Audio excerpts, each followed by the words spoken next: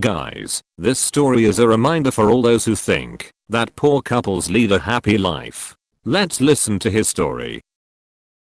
Well, I guess I might as well throw my story in here too. I had dated a few girls before I met my now ex-wife. They had all either dumped me for some abusive asshole, or turned out to be crazier than a shithouse rat. I was getting a ride to work, and while another person was in the gas station we normally stopped at, she came out and asked me what was going on. I usually go into to grab whatever on my way to work, but I'm a shy, quiet guy, and not very talkative, and 99.999% never approached by women. Well, I asked some male workers what to do, as she seemed like a nice girl, had a job, etc. And they said to give her my number. Well, the next night I tried, but she gave me hers instead. I was told this was a good sign, so we dated for a bit. The relationship progressed to me going over to her place right after work, which was completely new and very nice, as all my previous, and most relationships thereafter, were long distance. She never turned me down for sex, which in hindsight should have been a warning sign, but I figured, why look a gift horse in the mouth?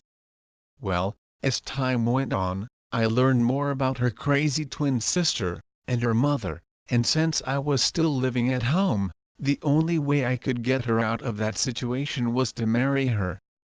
My relatives would have to let us stay there.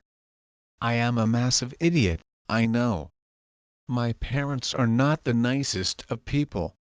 So I have grown up quite sheltered, and have a myriad of mental issues, along with some physical ones. So I am not the best at relationships. That being said, after her sister had dropped us off on the side of the road in an angry fit, I proposed to her. She said yes. And thus began another of my huge mistake. She insulted my relatives after staying at my family's home for a few months, which considering my strained relationship, I could have cared less about, but they pressured us to move out after that. We got an apartment, and I was working 2 to 3 jobs to help with us stay above water. She ended up losing her job, and due to my various illnesses, I did too. Well, we ended up at a shelter, since her mother wouldn't take her in, unless she divorced me, and even though my relatives claimed they did let me come back, I wasn't going to leave her, she was my wife. Well, one day she ups and disappears, and I file a missing persons report.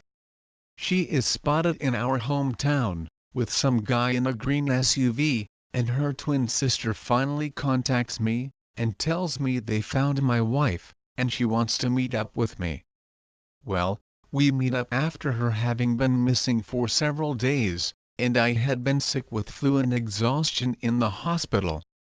As I sit there, she comes down off of a concoction of drugs I have never heard of before and since, and she comes to the realization she was raped by the 2 guys. She ran off to a hotel room to get high with, and hang out.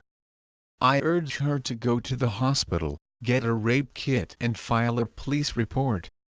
I also get to hear a replay of the events she can remember concerning the rape, which still haunts me to this day.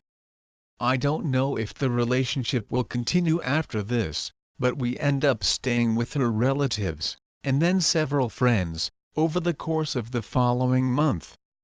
She insists I return to my parents when we run out of people to stay with, and my job hunting leads nowhere. I reluctantly agree, and she stays in a shelter, later finding out she was looking to ride the carousel the moment she stepped in the door. She gets a job, babysitting a couple we had met in the shelter, and then ends up fucking the husband, while his wife is giving birth in the hospital to their 4th child. She drives over to tell me this, and we fight and argue, with her driving off again. She then starts hanging out with who I later discover to be a convicted felon, a child rapist at that. She finally leaves me for him after I had tried to work things out between us. She has transformed into a soulless whore, more concerned about being excited than anything else. She finally comes to tell me all this, but insists on driving me and her new lover and his friend out to the woods, refusing to tell me otherwise. Looking back, I expect that had intended to leave me out there after I flipped out, but I take everything calmly, which only enrages her, as she speeds me back to my family's house, and drops me off. She had agreed to pay for the divorce she wanted in the first place, but I ended up signing multiple copies of the paperwork over the years, which she never ended up filing. I have only worked sporadically since then, so I haven't had the money to file myself.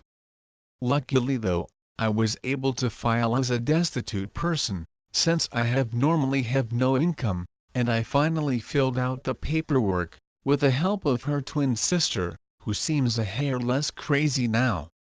It took me around 7 years to get divorced, over the course of which, she had 3 different kids, with whichever man would sleep with her, and is living off welfare now, according to her twin sister, and selling her body to a married cop on the side.